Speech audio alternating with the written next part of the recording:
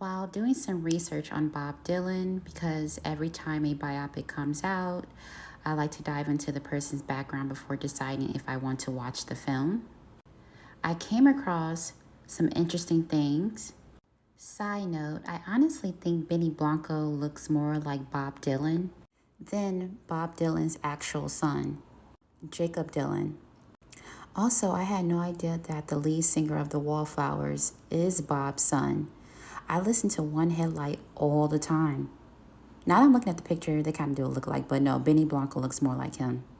But anyway, the real reason I'm making this video is to talk about Carolyn Dennis Dylan.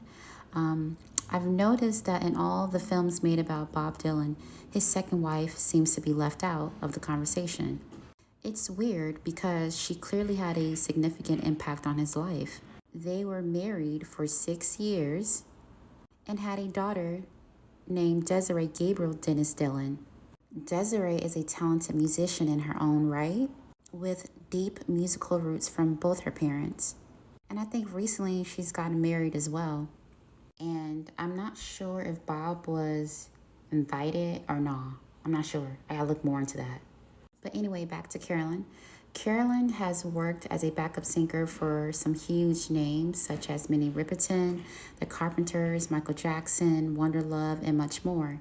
She's also had an impressive Broadway career, being part of the original cast for Big River and The Color Purple. But I'm not surprised that Carolyn Dennis Dylan is often overlooked though. It seems like this is a pattern with well-known white musicians. They tend to sweep these aspects of their lives under the rug. For example, Johnny Cash's first wife, Vivian.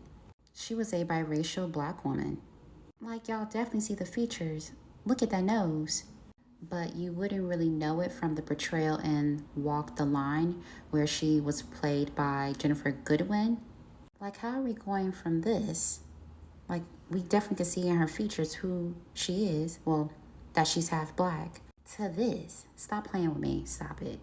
But that's exactly why I wasn't even bothered to watch this movie. Because this isn't the first Bob Dylan film, but y'all seem to leave out his second wife in all the films. She's definitely a gorgeous woman and she has a powerful, beautiful voice.